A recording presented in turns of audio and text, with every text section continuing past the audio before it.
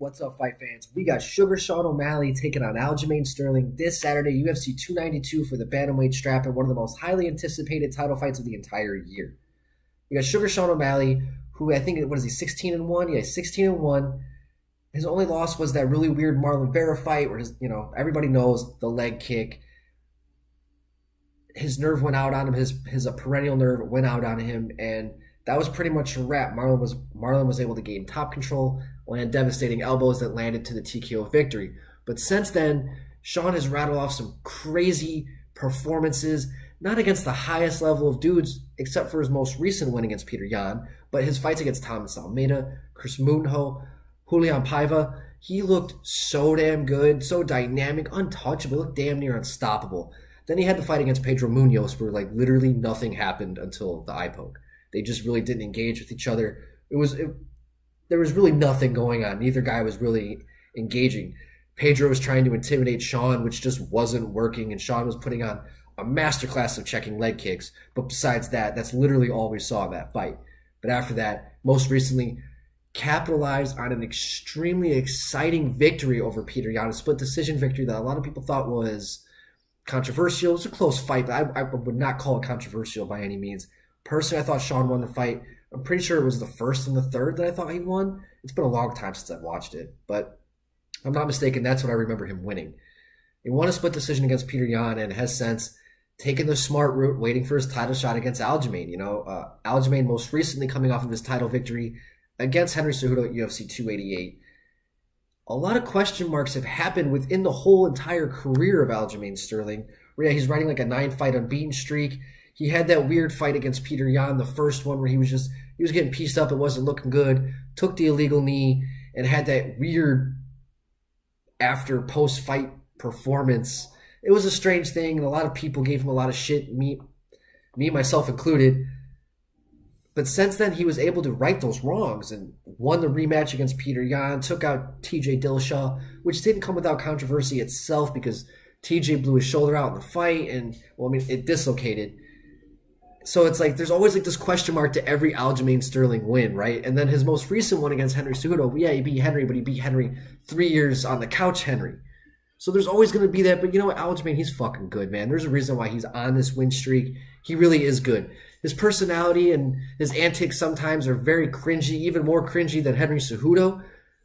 But I think that takes away a little bit from his actual talent because he really is. He's world fucking class. And he showed that after that weird first fight against Peter Yan. But before that, his awkward, dynamic striking. I call it dynamic because it works. He makes it work.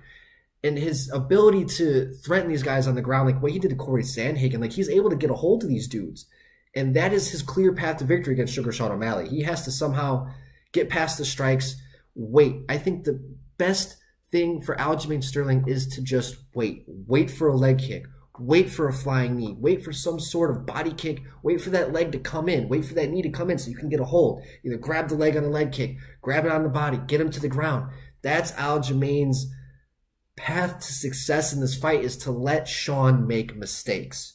Because Sean O'Malley, he said himself, what he has to do is to keep Aljamain Sterling off of him at all costs. Like he says, he's like, that's his focus. Do not let him get a hold of me no matter what. And with Sean, he's long enough. He's really good at distance control. His footwork, his ability to move around the cage, lateral movements. He's very athletic, so he can do that, right?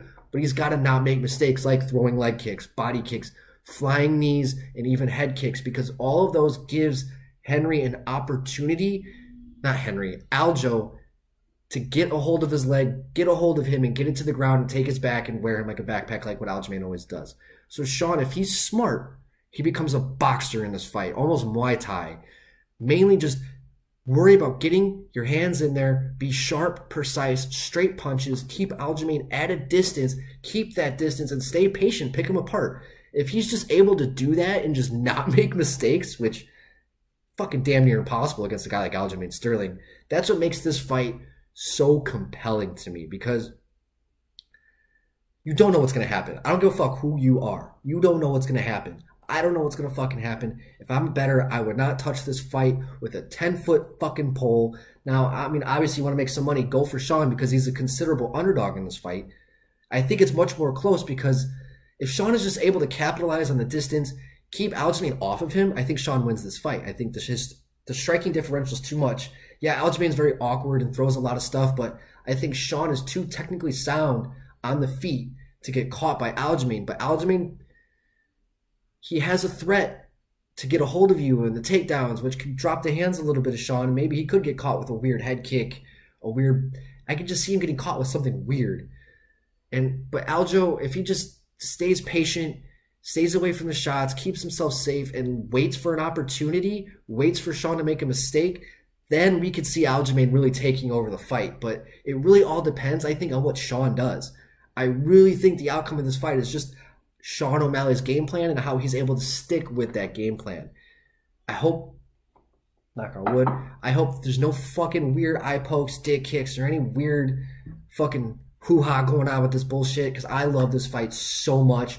This is one of my most highly anticipated title fights of the entire year. The rise of Sean O'Malley has been phenomenal, and it's weird to look in retrospect, but the 2-year suspension that he basically had, or like the 3 years off that he basically had when he had the injury to his foot, he got the weird thing where he got in trouble for steroids, but I don't even think Sean, he doesn't look like he's on fucking steroids, but who knows, he could have been taking something to get off the injury. But anyways, that was a blessing in disguise, because he was able to take a step back.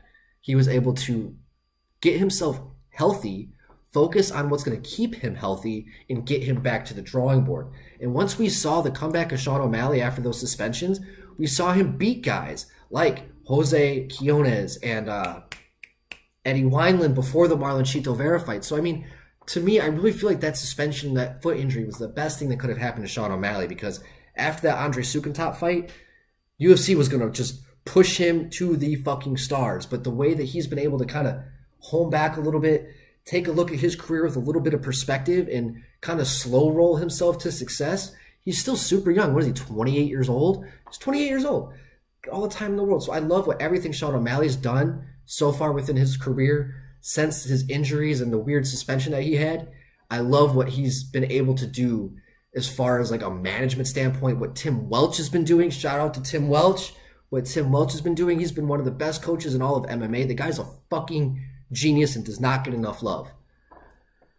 But hey, I love this fight. I really do. I think it's a 50-50 fight. I think anybody can take it. I think Aljamain has a clear path to success. He's just got to get a hold of Sean. Sean has a clear path to success. He's got to fight a perfect fight and not make very, very, very minimal mistakes.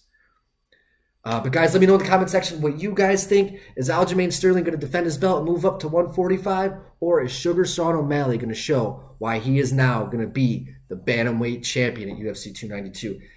Let me know in the comment section, guys. And guys, please don't forget to hit the like and subscribe button to continue getting more MMA content. By yours truly, Mr. Mustache, MMA News out. Let's fucking go, fight fans.